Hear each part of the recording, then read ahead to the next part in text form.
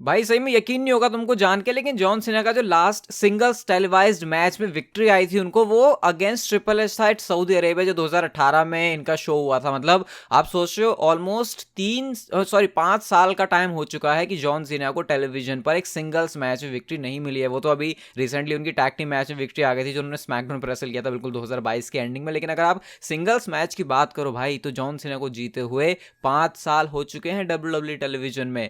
अब क्या ये चीज टूटेगी ऑस्टिन थ्योरी के सामने, ये तो वक्त ही बताएगा। लेकिन मैच यूएस चैंपियनशिप के लिए, तो अगर मैच जीते जॉन सीना तो ना सिर्फ मैच जीतेंगे बल्कि साथ साथ उनके पास यूएस चैंपियनशिप भी आ जाएगी। आपको क्या लगता है कमेंट सेक्शन में आप लोग मुझे बता सकते हो। कोडी रोड्स के बारे में गाइस अगर लोग बात करें तो रेसलमेनिया में डब्ल्यूडब्ल्यू उनके लिए एक स्पेशल एंट्रेंस प्लान कर रही है, और स्पेशल एंट्रेंस में यह है कि कोडी रोड्स का जो थीम है उसको लाइव परफॉर्म किया जाएगा रेसलमेनिया के अंदर। आपको पता है जब जब ऐसे बड़े शोज आते हैं तो जो पॉपुलर सुपरस्टार होते हैं जिनका थीम थोड़ा सा पॉपुलर होता है, जिसका नहीं भी होता, डब्ल्यूडब्ल्यू इसको स्पेशल बनाने के लिए, एटलीस्ट उनको स्पेशल फील करवाने के लिए, और स्पेशली जब उनके लिए मैच बड़ा हो या फिर वो ज्यादा मैटर करते हैं उस मैच में, तो डब्ल्यूडब्ल्यू ऐसा कुछ ना कुछ स्पेशल करती है। अब कहीं इससे ये मतलब तो नहीं कि अगर डब्ल्यूडब्ल्यू स्पेशल चीजें कोडी रोड्स के लिए प्लान कर रही है तो रेसलमेनिया में भी उनके लिए चीजें स्पेशल होंगी और वो रोमन रेंस को हरा देंगे अनडिस्प्यूटेड डब्ल्यूडब्ल्यू यूनिवर्सल चैंपियनशिप के लिए। वेल हु नोज, ये तो हमको रेसलमेनिया के मेन इवेंट में जाके ही पता चलेगा। लेकिन रिया रिप्ली के बारे में गाइस अगर हम लोग बात करें तो वो कुछ चौड़ रही है रोमन रेंस के सामने, क्योंकि उन्होंने शेयर करी है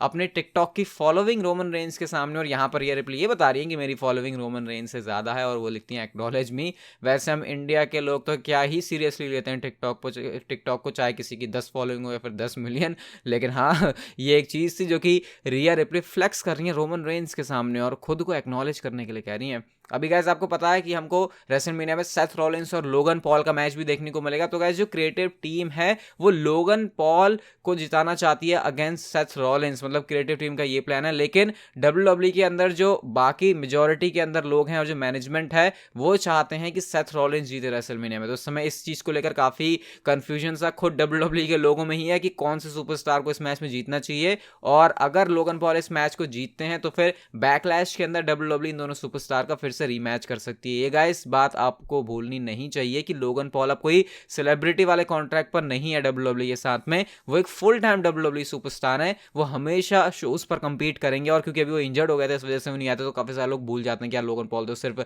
सेलिब्रिटी वाले स्टेटस के लाते, तो ऐसा नहीं है। एक लॉन्ग टर्म में सुपरस्टार मानकर चल रही है डब्ल्यूडब्ल्यू लोगन पॉल को, तो ऐसे में सरप्राइज होने वाली बात भी नहीं होनी चाहिए अगर लोगन पॉल ने सेथ रॉलिंस को हरा दिया। मतलब सोच रहे हो लोगन पॉल और रोमन रेंस के बीच ही डब्ल्यूडब्ल्यू ने ऐसा मैच बिल्ड कर दिया था कि एंड में आने तक ये भी बिलीव हो रहा था कि डब्ल्यूडब्ल्यू बहुत बड़ा शॉक कर या फिर अपसेट ना दे दें यहाँ पे और लोगन पॉल ना जीत जाए। तो ऐसे में लोगन पॉल के जीतने की पॉसिबिलिटी या फिर कह सकते हैं चांसेस हमेशा ही बने रहेंगे एट रेसलमेनिया। एक बड़ी अजीब सी रिपोर्ट आई है रेसलमेनिया के बारे में, और रिपोर्ट यह है कि डब्ल्यूडब्ल्यू ना स्टाफ क्रू को ज्यादा कम लेके जा रही है लॉस एंजलिस में रेसलमेनिया के लिए, ताकि वो अपने पैसे बचा सके बजट कट्स की वजह से। क्योंकि डब्ल्यूडब्ल्यू ज्यादा पैसे बचा के कोई कंपनी को बहुत जल्दी बेचने वाली है, तो ऐसे में जितना कम से कम खर्चा हो सके डब्ल्यूडब्ल्यू उसके ऊपर ध्यान दे रही है। अरे अरे अरे, ये तो बड़ी अजीब सी बात सुनने को मिल रही है, क्योंकि डब्ल्यूडब्ल्यू यूजुअली जब रेसलमेनिया की बात आती है तो पैसे बचाने के बारे में तो बिल्कुल भी नहीं सोचती। इवन वो ये सोचती है कि यार जितना खुला खर्चा करना है करो, लेकिन हमारा सबसे बड़ा शो होता है, इसको हमको स्पेशल बनाना है, जो भी पूरी चीजें करनी है हमको करनी चाहिए और हम करेंगे भी। और डब्ल्यूडब्ल्यू मतलब कुल मिला के ऑल आउट जाती है।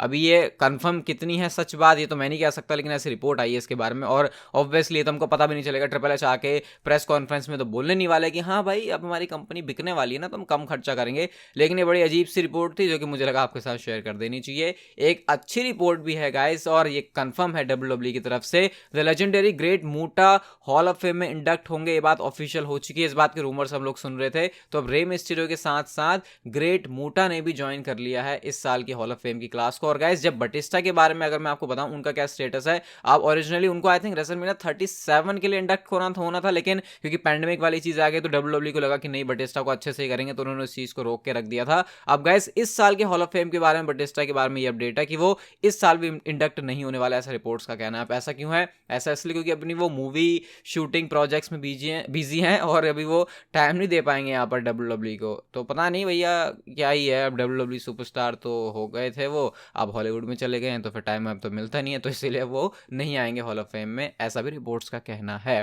हम चलते हैं गाइस अपनी अगली स्टोरी की तरफ। और बैड बनी ने ऐसी बात बोली है जो कि डब्ल्यूडब्ल्यूई फैंस को खुश कर देगी। बैड बनी आपको पता है कि कितने ज्यादा पॉपुलर सिंगर हैं, उनकी फॉलोइंग बहुत तगड़ी वाली है और ये चीज उन्होंने डब्ल्यूडब्ल्यूई में आके बहुत अच्छे से प्रूव कर भी रही थी। अब जब उन्होंने रिसेंटली द लेट शो पर वो आते हैं तो यहाँ पर उन्होंने एक ऐसी बात शेयर करी जो कि छाती चौड़ी कर देगी डब्ल्यूडब्ल्यूई के फैंस की, और वो ये कहते हैं, I am not 100% sure but I think that was the best day of my life, या that was the best day of my life. अब ये किसके बारे में कह रहे हैं बैड बनी? ये वो कह रहे हैं रेसलमेनिया में जो उन्होंने कंपीट किया था, तो जो रेसलमेनिया वाला दिन था, रेसलमेनिया 37 वाला, वो उनका बेस्ट डे था जब वो डेविन पीस्ट के साथ थे भाई। तो मतलब सोच रहे हो आपकी बैड बनी जो कि इतना दुनिया देख चुका है, इतनी शोहरत कमा चुका है, अगर वो डब्ल्यूडब्ल्यूई के बारे में ऐसा कमेंट कर रहा है तो बहुत बड़ा कॉम्प्लीमेंट है ये। और इसीलिए आप देखते भी हो कि डब्ल्यूडब्ल्यूई की जो एक्टिविटीज़ है उसमें इन्वॉल्व रहते हैं। इवन बैकलैश क्या था, होस्ट भी उनको बना दिया है। डब्ल्यूडब्ल्यूई 2K23 के अंदर भी उनको फीचर किया। वैसे आज कल रात में हमारी स्ट्रीम चलती है रोहित पंत गेमिंग पे, चिल करना मारने आना चाहते हो तो आ सकते हो, बाकी सवाल भी पूछ सकते हो। बहुत मज़ा मुझे भी आ रहा है पूरा गेम खेलने में।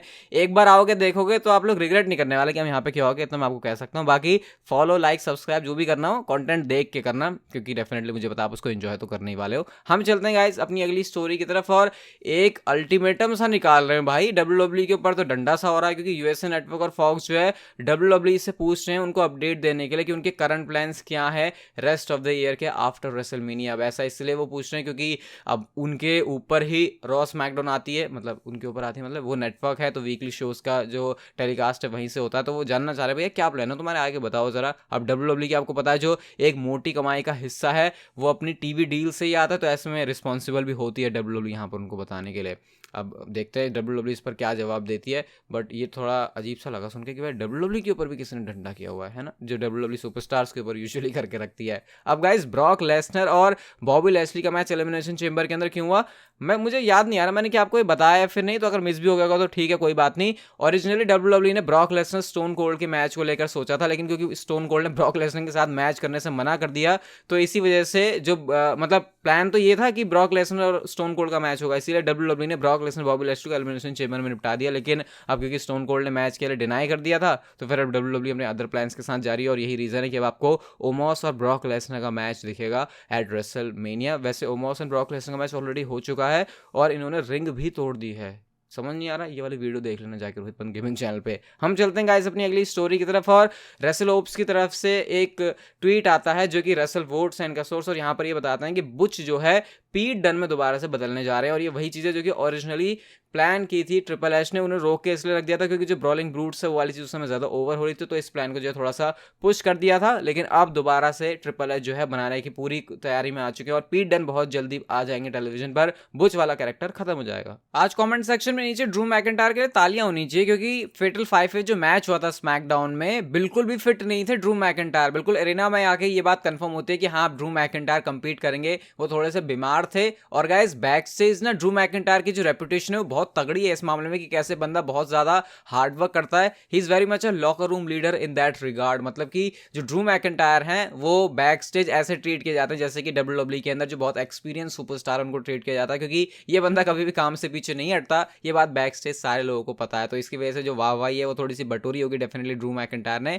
और गाइस ड्रू मैकिंटायर के बारे में एक अपडेट ये भी है कि डब्ल्यूडब्ल्यूई उनको 2023 में हील टर्न देने का प्लान कर रही है। अभी इस समय नियर फ्यूचर में क्या होने वाला है उसके बारे में ज्यादा कुछ नहीं पता, ये चेंज भी हो सकता है, बट एटलीस्ट इसके बारे में डब्ल्यूडब्ल्यूई ने प्लान किया है कि 2023 में ड्रू मैकिंटायर को हील सुपरस्टार बनाया जाए। मेरे ख्याल से यार अभी थोड़ा सा फेस में उनको चलाया जा सकता है, थोड़ा सा और ओवर किया जा सकता है, क्योंकि अभी फुल्ली कहां तक जा सकते हैं Drew McIntyre as baby face वो हमने देखा नहीं है। मतलब उन्होंने हराया ब्रॉक लेसनर को और उसके बाद भी काफी अच्छा रन दिया रोमन रेंज के सामने, लेकिन फिर भी खुशी या फिर सेटिस्फाई होने वाली चीज हुई नहीं उनकी स्टोरी लाइन के साथ, ज्यादा मुझे ऐसे लगता है। तो आई थिंक थोड़ा सा रोकना चाहिए। लेकिन हमने ड्रू मैकिंटायर को हील में भी देखा है, हील से उन्होंने अपना करियर की जो दोबारा से शुरुआत करी डब्ल्यूडब्ल्यूई में वो थी, तो दोनों ही कैरेक्टर उनके काफी अच्छे हैं और बहुत कम सुपरस्टार हैं ऐसे जिसमें वो दोनों ही कैरेक्टर अच्छे से प्ले कर सके, नेल कर सके, और ड्रू मैकिंटायर उसमें से एक नाम जरूर है। अगली स्टोरी की तरफ गाइस हम लोग चलते हैं और जॉन सीना का मैच होने वाला रेसलमेनिया में अगेंस्ट ऑस्टिन थियरी, लेकिन उसके बाद उनको लेकर क्या प्लान्स हैं। तो गाइस करंटली डब्ल्यूडब्ल्यूई प्लान कर रही है जॉन सीना को समर स्लैम में बुक करने का, और जो इनिशियल रिपोर्ट्स आई हैं वो हैं Logan Paul as John Cena's opponent. अब गाइस आपको यही पता है कि रेसलमेनिया 39 के बारे में हमको ये पता था कि या तो लोगन पॉल या फिर ऑस्टिन थ्योरी होंगे ओपोनेंट, लेकिन इवेंचुअली डब्ल्यूडब्ल्यूई गई ऑस्टिन थ्योरी के साथ में। तो ये वाला मैच भी आप कह सकते हो एक तरीके से पेंडिंग लिस्ट में ही आ जाएगा, फैंस की विश लिस्ट में आ गया था कि उनको ये देखना है मैच। अब वो चीज़ अभी ऑस्टिन थ्योरी के साथ ही हो रही है, मतलब एक ही मैच लड़ सकते हैं ऑब्वियसली, लेकिन हाँ समर स्लैम में डब्ल्यूडब्ल्यूई को प्लान करी तो लोगन पॉल के साथ आप लोग उनका मैच एक्सपेक्ट कर सकते हो। और गाइस आज लास्ट में हम लोग फिर से बात करते हैं Roman Reigns and Cody Rhodes के बारे में। अब ऑड्स क्या चल रहे हैं वो भी मैं आपको बताते रहता हूँ, क्या इस मैच का फिनिश हो सकता है वो भी मैं आपको बताते रहता हूँ रिपोर्ट्स के हिसाब से। लेकिन गाइस बिलीव ये भी है लोगों का स्पेकुलेशन के अकॉर्डिंग कि इस मैच का जो फिनिश है वो क्लीन नहीं होने वाला। मतलब इस बार डब्ल्यूडब्ल्यूई रेसलमेनिया में कुछ ऐसा करेगी जो कि थोड़ा सा फैंस को डिसअपॉइंट कर सकता है, क्योंकि यूजुअली हम लोगों ने जो रेसलमेनिया के मैचेस के फिनिश देखे हैं वो ज़्यादातर ऐसे नहीं होते कि डब्ल्यूडब्ल्यूई उसको अगले पीपीवी के लिए लटका के रखे, क्योंकि सारी चीज़ें लटकाई ही जाती हैं रेसलमेनिया में अच्छे से फिनिश करने के लिए। लेकिन हो सकता है इस बार क्योंकि डब्ल्यूडब्ल्यूई रोमन रेंस को किसी भी कीमत पर नहीं हरवा सकती है, तो इंटरफेरेंस की वजह से कुछ तो इसका अनयूजुअल सी एंडिंग होगी और एंड में स्टैंड टॉल करके रोमन रेंस ही जाएंगे शो से, अरीना से, स्टेडियम से अनडिस्प्यूटेड डब्ल्यूडब्ल्यूई यूनिवर्सल चैंपियनशिप लेके। काफ़ी हद तक इस बात के ऊपर यकीन किया जा सकता है। ये बात तो मैं कह सकता हूँ कि इस मैच का बिल्ड जितना डब्ल्यूडब्ल्यूई बुरा कर रही है उतना ही ज़्यादा ही अनप्रिडिक्टेबल मैच है। मतलब एक तरफ जितना बेकार बिल्ड और उसी के ऑपोजिट में बिल्कुल अनप्रिडिक्टेबल मैच की लिस्ट में बहुत ऊपर है चल रहा है। और हमने बाकी ऐसे रेसलमेनिया के आजकल हम देखते नहीं है कि मेन इवेंट इतना अनप्रिडिक्टेबल हो, लेकिन किसी तरीके से ये तो है। बाकी गाइस गेमिंग चैनल को जाके एक बार जरूर देखना, अच्छा लगे कंटेंट तो वहां पर भी आप लोग हमें फॉलो कर सकते हो। ये वीडियो अच्छी लगी तो like share subscribe notification bell को ऑन कर दो and see you guys in my next video.